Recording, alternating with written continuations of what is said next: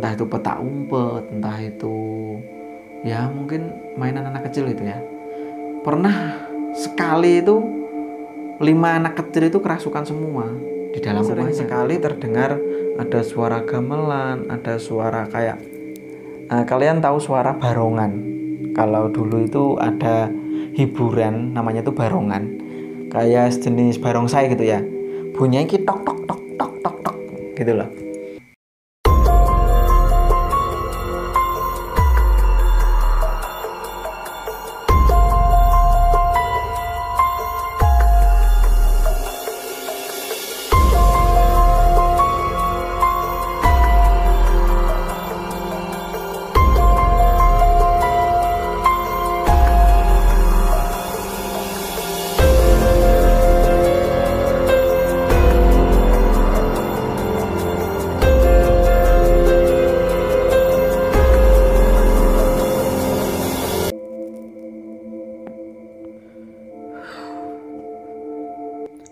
Assalamualaikum warahmatullahi wabarakatuh.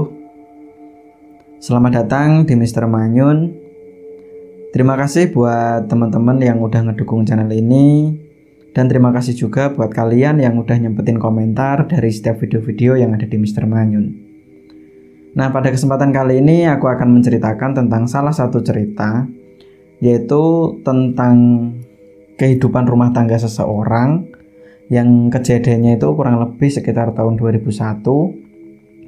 Jadi di salah satu daerah itu ada seseorang namanya Pak Yatno. Pak Yatno udah menikah sama perempuan namanya Buminah, dan mereka itu udah dikaruniai 2 orang anak, laki dan perempuan. Nah, jadi keluarga Pak Yatno itu akhirnya berantakan gitu ya. Jadi mereka itu akhirnya bercerai karena dulu Pak Yatno itu sering sekali main belakang, jadi kayak ngeduain istrinya gitu kan. Nah, waktu itu Buminah itu kerja di luar negeri atau jadi TKW gitu ya. Nah, karena waktu dulu kontrak jadi TKW itu per 2 tahun, setiap 2 tahun sekali dia pulang ke Indonesia. Nah, waktu itu ketika Buminah itu kerja gitu kan, kerja di luar negeri, Pak Yatno itu memang mendapat tugas untuk ngurus kedua anaknya. Nah, akan tetapi Pak Yatno ini malah nyeleweng gitu ya. Dia kenal sama seorang janda dan itu adalah tetangga rumahnya. Nah, waktu itu kehidupan Pak Yatno mulai berubah. Jadi Buminah, istri yang udah capek bekerja di luar negeri itu, sering sekali ngirim ya, bahkan mungkin setiap 2 bulan sekali, entah 3 bulan sekali gitu, ngirim untuk kebutuhan atau keperluan suami dan anaknya. Nah, akan tetapi uang dari hasil kerjanya Buminah itu apa ya istilahnya, dibuat main-main sama suaminya, yaitu Pak Yatno. Nah, jadi Pak Yatno itu disibukkan atau hari-harinya itu sering sekali berhubungan sama si janda itu, tetangga rumahnya. Nah, karena memang orang kampung kan, banyak sekali saudara-saudara yang mengetahui tentang kelakuannya Pak Yatno waktu itu.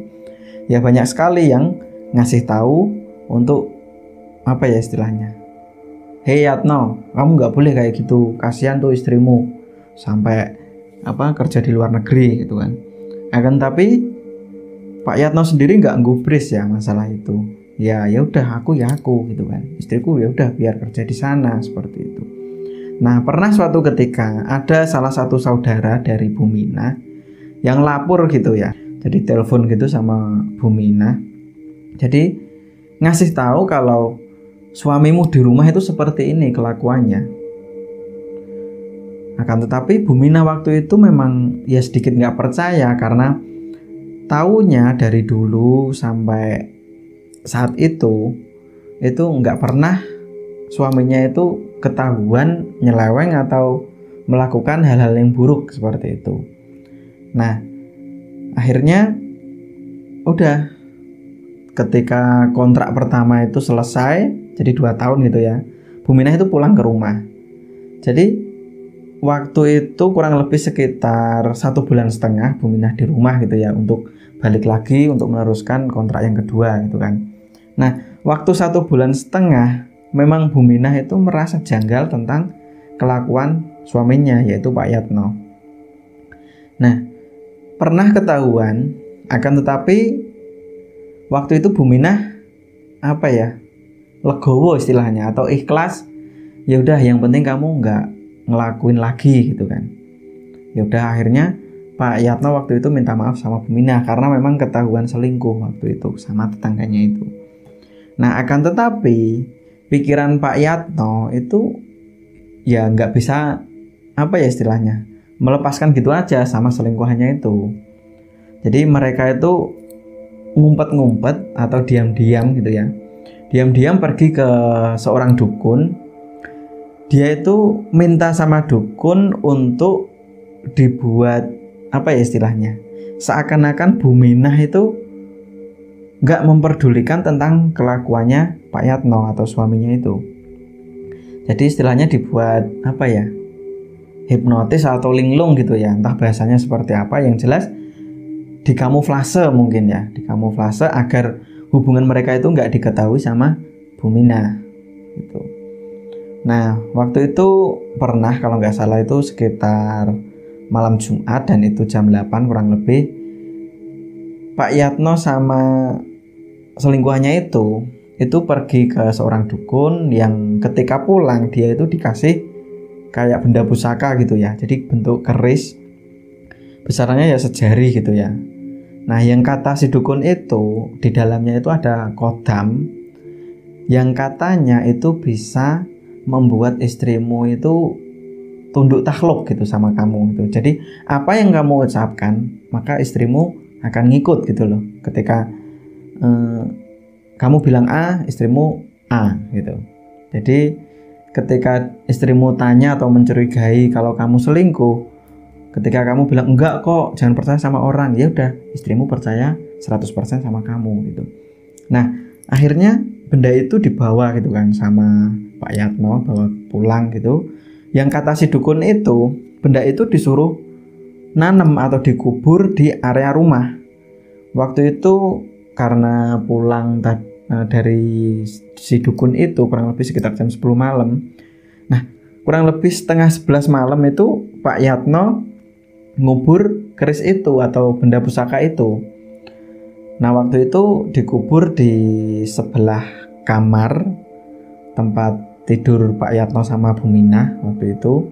Karena waktu itu memang kondisi rumahnya itu memang belum keramik gitu ya, jadi masih tanah. Nah, singkat cerita, betul, Bu Minah itu seakan-akan nggak peduli atau ya istilahnya 100% percayanya itu cuma sama suaminya gitu. Nah, akan tetapi ada salah satu saudara yang ngerasa janggal gitu ya, kalau Bu Minah ini pasti diguna-guna atau dikelabuhi sama suaminya, yaitu Pak Yatno. Nah, ketika saudaranya itu bilang gitu ya sama Bu Minah, wah kamu jangan mau dibodohin, karena sebenarnya suamimu itu masih selingkuh. Karena pernah ada tetangga yang lain ngelihat suamimu itu pergi berdua di pasar. Nah, setelah itu ya sedikit ada rasa curiga gitu kan dari perlakuan suaminya itu. Akhirnya Bu Minah itu juga pergi ke orang pintar atau seorang dukun. Akan tapi beda dukunnya sama yang yang dimintain tolong sama Pak Yatno. Karena di tahun itu masih banyak sekali ya seorang dukun itu. Nah, Bu Minah pergi ke seorang dukun itu tujuannya untuk apa betul sih suamiku selingkuh, masih istilahnya ya, masih berkelakuan yang tidak baik gitu di belakangku gitu. Nah, akhirnya setelah dijelaskan maksud dan tujuannya Bu Minah ke dukun itu ngapain, akhirnya dukun itu ngasih kayak batu akik gitu ya, batu akik yang katanya itu ada jinnya. Nah, dan benda itu bisa menetralisir atau menyadarkan suamimu gitu. Nah, setelah sepulang dari si dukun itu, Bu Minah ya sesuai anjuran dari dukunnya, dia langsung ngubur benda batu akik itu ya, akan tapi di pekarangan rumah. Seperti itu. Nah, singkat cerita, Pak Yatno itu sering sekali ketahuan kalau ternyata masih punya hubungan sama janda tetangga rumahnya itu. Dan ternyata si janda itu yang disukai sama Pak Yatno waktu itu juga pakai klenik untuk memelet Pak Yatno itu agar suka dan istilahnya cerai sama istrinya. Nah, jadi sering ketahuan, bahkan sering diarak sama warga gitu ya, ketahuan selingkuh gitu kan. Nah, akan tetapi ketika Pak Yatno itu ketahuan, istrinya itu seakan-akan ya memaafkan gitu aja. Walaupun sebenarnya sakit hati ya, mestinya ya sakit hati, akan tapi nggak mau kalau Bu Minah itu gugat cerai gitu ya, minta cerai sama Pak Yatno itu sampai nggak terbesit di pikirannya. Yang ada, yang jelas aku masih sama suamiku gitu. Jadi aku nggak mau kalau jadi janda, seperti itu. Nah, karena entah dari hal-hal yang negatif itu, akhirnya sering sekali ditanemin, atau tanah yang ada di rumahnya itu sering sekali ditanemin jimat. Entah dari Pak Yatno, entah dari selingkuhan Pak Yatno, entah dari Bu Minah sendiri. Lebih kalau puluhan lah, saking banyaknya. Nah, singkat cerita, setelah Bu Minah itu sampai 4 kali ya, kalau nggak salah 4 kali itu kerja di luar negeri, akhirnya hubungan mereka nggak bisa dipertahanin gitu. Akhirnya mereka itu cerai, dan karena rumah yang ditempatinya itu jadi harta gono gini, akhirnya rumah itu dijual. Nah, setelah itu ketika rumah yang ditempati Pak Yatno sama Bu Minah udah ada yang beli gitu ya. Waktu itu yang beli Pak Romo ya. Pak Romo itu beli rumah itu dengan harga yang murah, dan ketika menempati rumah itu sering sekali ada kejadian aneh. Pernah suatu ketika Pak Romo dan istrinya baru lagi santai gitu ya di ruang tengah, jadi sambil nonton TV, itu tiba-tiba muncul sosok bayangan hitam yang itu di belakang TV munculnya. Jadi kayak bahasa Jawanya itu mak kelebat gitu loh, cuma sekejapan mata aja. Nah, setelah itu selang beberapa menit gitu tiba-tiba muncul sosok pocong. Itu tepat di area ruang tamu gitu, yang sosok itu terlihat dari arah Pak Romo gitu loh sama istrinya. Nah, ketika ngelihat gitu ada di ruang tamu gitu, astagfirullahaladzim gitu kan, kaget, kok ada kayak gitu kan. Akan tapi pocong itu ya selang beberapa detik gitu ngilang gitu. Hilang, terus sering sekali benda-benda kecil itu berpindah tempat. Contohnya ada pisau itu yang tadinya ditaruh meja gitu kan, waktu istrinya Pak Romo itu masak gitu kan, baru selesai iris-iris bawang merah gitu ditaruh samping gitu kan, itu tiba-tiba mau nyari lagi, loh kok gak ada, ketemu lagi itu bisa di ruang tamu gitu. Dan itu sering sekali, bahkan gak cuma pisau, gunting itu juga pernah, sapu juga pernah, jadi berpindah-pindah tempat. Nah, setelah banyak kejadian aneh yang ada di rumah itu, akhirnya keluarga Pak Romo itu nggak betah itu ya tinggal di rumah itu. Akhirnya mereka pindah dan memutuskan rumah itu dikontrakin gitu. Pernah suatu ketika ada seseorang namanya Pak Yanto. Pak Yanto itu ngontrak gitu ya. Waktu itu Pak Yanto masih punya anak 1 dan anaknya masih bayi. Itu kurang lebih sekitar 2 hari menempati rumah itu. Si bayinya itu kurang lebih sekitar usianya 3 bulan atau 4 bulan lah waktu itu. Anaknya itu sering nangis tiap malam, dan nangisnya itu seakan-akan kayak melihat sesuatu dan takut sekali. Nah akhirnya karena memang biasa kan kalau punya anak kecil nangis gitu kan langsung dibawa ke orang pintar gitu kan, anak ini kenapa gitu.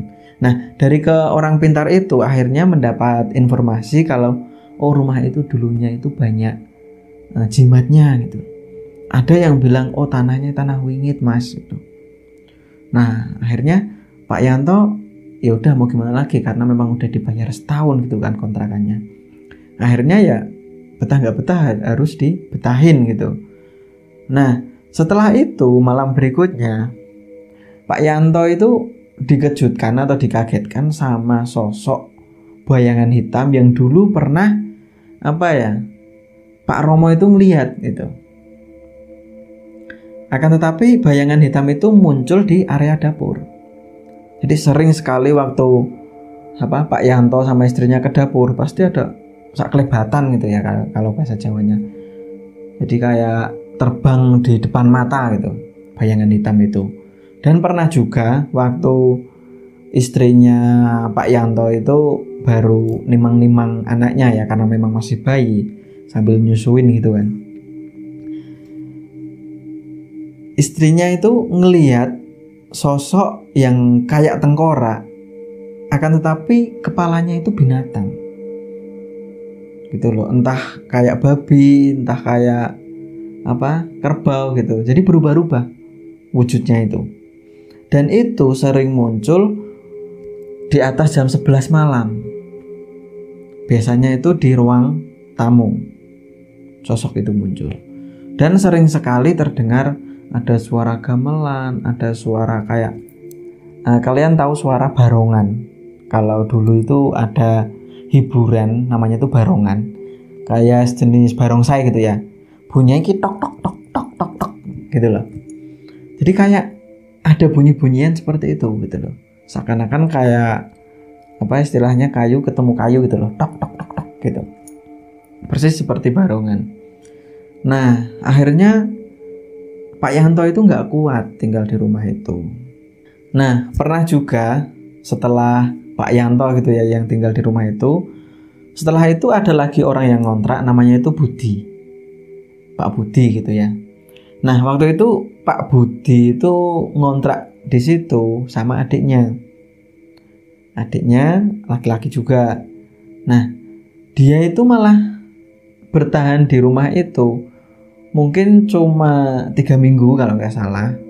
Ya lumayan lama ya daripada Pak Yanto gitu kan. Nah Pak Budi itu ngerasa keanehan-keanehan yang pada akhirnya adik dari Pak Budi itu kerasukan. Waktu itu kurang lebih jam 10 malam. Jadi gini, ketika Pak Budi sama adiknya itu sering melihat penampakan-penampakan yang ada di dalam rumahnya itu, entah genderuwo juga pernah, kuntilanak juga pernah, bahkan suara-suara makhluk astral sering sekali terdengar. Jadi Pak Budi sama adiknya itu emosi gitu loh. Emosi ketika ada sesuatu atau sosok itu muncul, entah genderuwo entah apa gitu ya, kan diikuti sama bunyi-bunyian gitu loh, kayak benda jatuh gitu loh. Nah pernah adiknya Pak Budi itu misuh gitu loh ya, kayak kalau bahasa Jawanya misuh, oh bajingan nih, udah nenek wani gitu, bajingan nih sini kalau berani gitu kalau bahasanya. Nah akan tetapi malah nggak suasananya nggak netral, akan tetapi malah si adik dari Pak Budi itu malah kerasukan ada kalau 2 jam. Jadi saking hebohnya gitu ya, kerasukan sambil kayak gulung-gulung gitu ya, gulung-gulung.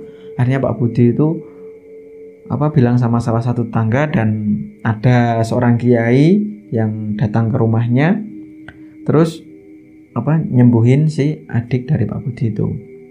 Nah keesokan harinya mereka semua boyong gitu loh, atau pindah rumah. Nah setelah Pak Budi itu juga ada lagi namanya Pak Pardi. Nah Pak Pardi itu malah ngeri lagi. Jadi Pak Pardi itu anaknya 3 waktu itu, dan yang kecil memang masih bayi, yang nomor 3 maksudnya ya masih bayi. Mereka itu ke situ itu merantau, Jadi istrinya itu punya usaha kayak makanan itu loh, makanan kecil, makanan ringan itu yang dijual ke warung-warung gitu. Ada makaroni, ada tempe keripik waktu itu. Nah, itu lumayan lama, kurang lebih sekitar 2 bulan mereka menempati rumah itu. Akan tetapi sering sekali mendapat gangguan dari makhluk-makhluk astral yang ada di situ gitu. Nah, yang katanya dari orang pintar yang ada di daerahnya itu bilang kalau itu rumah yang dulu punyanya Pak Yatno itu angker. Jadi dulunya Pak Yatno sama istrinya yaitu Bu Minah itu sering sekali menanam jimat di rumahnya atau di tanah rumahnya. Nah, banyak sekali orang yang bilang seperti itu. Nah, setelah itu ketika keluarga Pak Pardi ini kurang lebih sekitar 2 bulan, jadi sering sekali diganggu sama makhluk-makhluk seperti itu gitu loh intinya. Terus pernah kejadian kurang lebih habis maghrib itu ya, habis maghrib Pak Pardi sama keluarganya itu dilihatin sama sosok Banaspati. Banaspati itu udah masuk rumah, jadi udah di dalam rumahnya gitu ya. Dan itu ada di depan pintu belakang rumahnya. Nah, waktu itu yang pertama ngelihat itu anak yang kedua, jadi kaget gitu kan. Wah, itu kok ada api gitu Pak gitu kan. Wah, mana sih? Nah, akhirnya pada ngelihat semua dan tiba-tiba bola api itu wujud sosok gitu ya. Sosok akan tetapi memang masih menyala api gitu ya. Menyala api seakan-akan kayak punya rambut gitu. Tapi ya memang kayak gitu sosok Banaspati gitu kan. Akan tapi kurang lebih sekitar 3 menit ya karena lama gitu. Itu kayak melayang gitu loh. Melayang gitu. Habis itu kayak nembus tembok gitu loh dan hilang. Suasananya di rumahnya itu sangat panas sekali katanya. Nah, terus seketika itu mereka saking takutnya ya.